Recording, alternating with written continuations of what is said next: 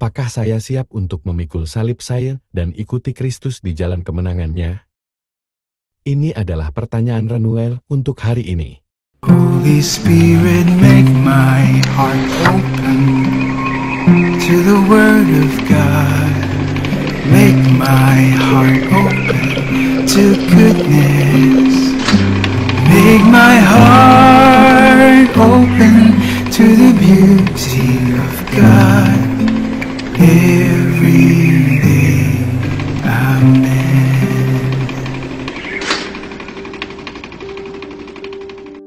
4 bulan setelah kematian Paus Santo Markos, pada Oktober 336, jabatan kepausan itu tetap kosong.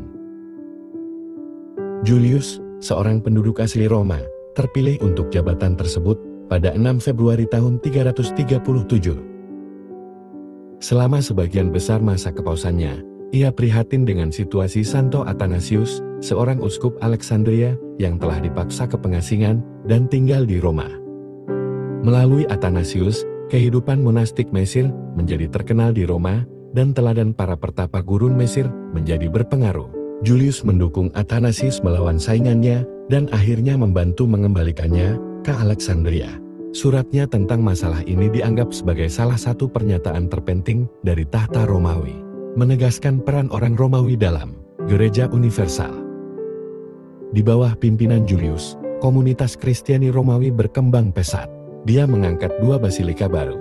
Gereja titular Julius, sekarang dikenal sebagai Gereja Santa Maria di Trastevere, dan Gereja 12 Rasul. Dia juga membangun 3 gereja di atas katakombe, di luar tembok kota. Katalog Hari Raya Santo mulai digunakan pada waktu jabatannya. Julius meninggal pada 12 April tahun 352 dan dimakamkan di katakombe Calypso. Kemudian reliknya dipindahkan ke Santa Maria di Trastevere. Banyak di antara orang-orang Yahudi yang datang melawat Maria dan yang menyaksikan sendiri apa yang telah dibuat Yesus, percaya kepadanya. Tetapi ada yang pergi kepada orang-orang Farisi dan menceritakan kepada mereka apa yang telah dibuat Yesus itu. Apakah yang harus kita buat? Sebab orang itu membuat banyak mujizat. Apabila kita biarkan dia, maka semua orang akan percaya kepadanya dan orang-orang Roma akan datang dan akan merampas tempat suci kita serta bangsa kita. Tetapi seorang di antara mereka, yaitu Kayafas, imam besar pada tahun itu, berkata kepada mereka, "Kamu tidak tahu apa-apa dan kamu tidak insaf, bahwa lebih berguna bagimu jika satu orang mati untuk bangsa kita daripada seluruh bangsa kita ini binasa." Hal itu dikatakannya bukan dari dirinya sendiri, tetapi sebagai imam besar pada tahun itu ia bernubuat bahwa Yesus akan mati untuk bangsa itu, dan bukan untuk bangsa itu saja, tetapi juga untuk mengumpulkan dan mempersatukan anak-anak Allah yang tercerai-berai. Mulai dari hari itu, mereka sepakat untuk membunuh dia. Pada bacaan Injil hari ini yang diambil dari Yohanes 11, 45-56. Setelah Yesus membangkitkan Lazarus, sebagian orang yang menyaksikan mukjizat itu menjadi percaya. Sementara yang lain, termasuk para pemuka agama, berencana untuk membunuh Yesus. Karena takut kekuasaan mereka akan berdampak karena popularitasnya yang semakin meningkat. Beberapa yang melihat mukjizat menjadi percaya, sedangkan para pemuka agama yang takut kehilangan kekuatan dan pengaruh mereka berencana untuk membunuh Yesus. Kayafas, sang imam besar, bernubuat bahwa mereka tidak insaf, lebih berguna bagi mereka jika satu orang mati untuk bangsa ini daripada seluruh bangsa ini binasa. Ia bernubuat tentang pengorbanan Yesus. Bacaan hari ini menunjukkan kekuatan kepercayaan dan pentingnya menanggapi tindakan Tuhan dengan iman. Reaksi para pemuka agama menunjukkan rasa takut akan kehilangan kendali dan sejauh mana orang akan bertindak untuk melindungi kekuasaan mereka.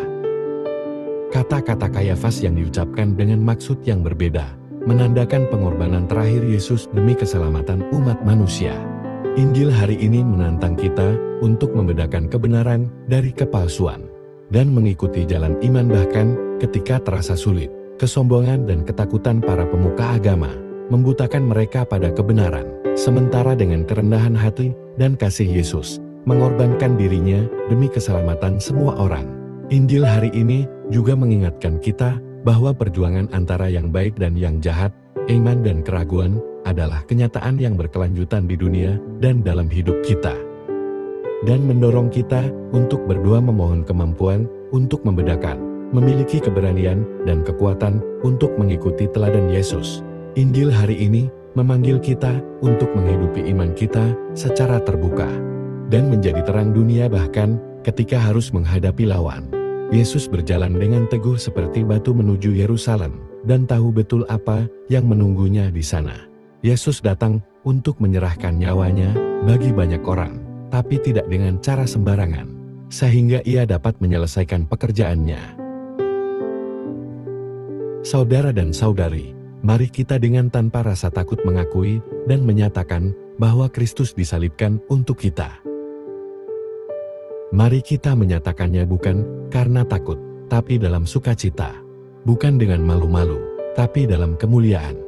Jalan menuju kemuliaan dan kemenangan bagi kita adalah melalui salib Yesus Kristus. Apakah Anda siap untuk memikul salib Anda dan mengikuti Kristus di jalan kemenangannya? Marilah kita berdoa. Ke dalam nama Bapa dan Putra dan Roh Kudus. Amin. Tuhan Yesus, semoga kami, para murid-Mu, selalu siap untuk menyerahkan hidup kami sesuai dengan keinginan-Mu, untuk rela menderita dan mati untuk-Mu, agar kami juga dapat berbagi dalam kemenangan dan kemuliaan-Mu. Yesus Raja Kerahiman, Engkaulah andalan kami. Amin. Ke dalam nama Bapa dan Putra dan Roh Kudus. Amin. Tuhan memberkati keluarga Anda. Tuhan memberkati iman Katolik kita dan Couples for Christ.